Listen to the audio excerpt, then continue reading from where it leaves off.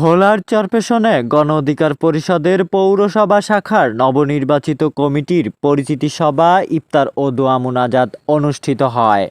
বৃহস্পতিবার বিকেলে চরপেশন পৌরসভার গণ অধিকার পরিষদের কার্যালয়ে এ পরিচিতি সভা, ইফতার ও দোয়া মুনাজাত অনুষ্ঠিত হয়।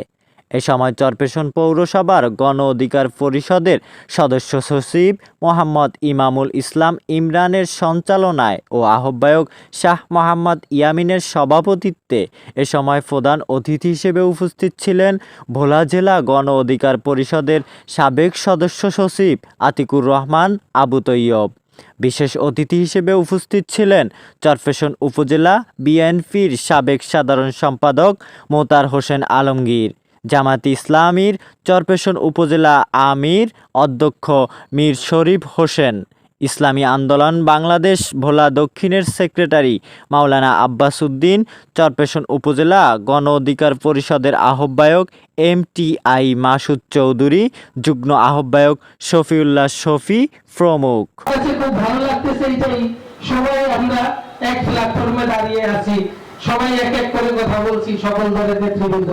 খুব এটা আমার কাছে যে কি ভালো লাগছে এটা বোঝাতে পারবো। আমরা সকল রাজনৈতিক দল এক টেবিলে বসতে পেরেছি, এতে আপনাদের কেমন লাগছে? আমরা কি এরকম একটি দেশ চাই না যে এই দেশে আমরা সবাই কাঁধে কাঁধ মিলিয়ে একত্রিত রাজনীতি করব? এরকম একটা দেশ কি আমরা চাই না?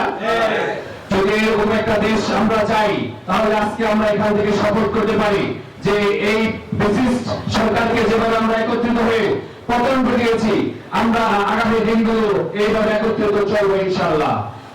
আর যেন কোনো ফ্যাসিস্ট এই অন্যায় অনিয়ম করে আমাদের উপর আর চেপে বসতে না পারে, এই জন্য আমরা আমাদের সার্বভৌমত্ব রক্ষায় সবাই একত্রিত হয়ে কাজ করব, এই অঙ্গীকার আমরা করতে পারি ইনশাআল্লাহ। অভিনন্দন জানাচ্ছি চরপেশন পৌরসভার আহ্বায়ক কমিটির আহ্বায়ক সদস্য সহ সকলকে অভিনন্দন।